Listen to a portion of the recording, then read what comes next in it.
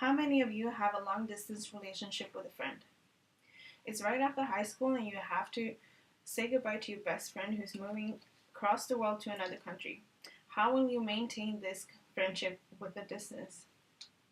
My name is Maja Jonson and I will discuss the change in friendship commitment in a long distance relationship compared to a geographically close relationship. A long distance relationship requires more commitment to maintain a relationship than a geographically close friendship. In the article, Changes in Friendship Commitment Comparing Geographically Close and Long Distance Young Adult Friendships by Maja Jonson et al., they analyzed turning points comparing commitment changes in young adult, geographically close, and long distance same sex friendships, which revealed high levels of commitment over the history of the friendship for both types.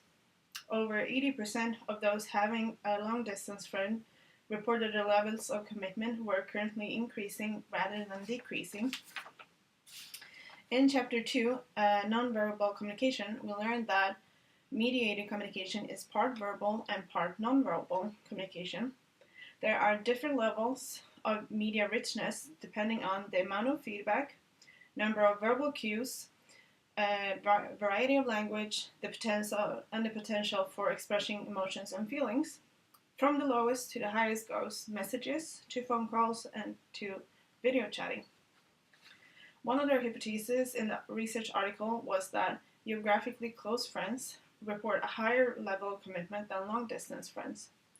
In their findings, geographically close friends reported significantly higher levels of commitment than long-distance friends did, although both types of friends reported high levels of commitment, which averaged about 90 on a 100% scale. Me and my best friend from my hometown, which I left 7 years ago, are still friends. I am so happy that our friendship survived the move and that every time I return home for holidays, we can hang out and it's just like I never left. But one day my mother asked me who's calling who. It made me realize that I was the only one who kept in touch with her and not a 50-50% commitment on both parts. I learned that a long-distance relationship requires more commitment to maintain the same level of friendship as a geographically close relationship because it doesn't flow as natural as a geographically close relationship where you usually see each other on a daily basis. If not, you text and call to make plans to hang out. Whereas me and my best friend, we only call each other to keep in touch or give an update on what's new in life. Now with the richer media form of Snapchat, both of us are better at maintaining our friendship.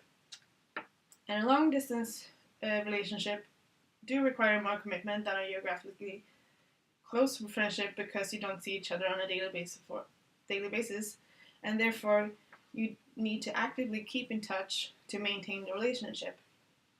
With more possibilities for richer mediated communication, such as blogs, Instagram, Facebook, Snapchat, and Skype, the limiting effects of geographic distance on the formation and the maintenance of the relationship with friends who live too far away for frequent face-to-face contact gets smaller and smaller.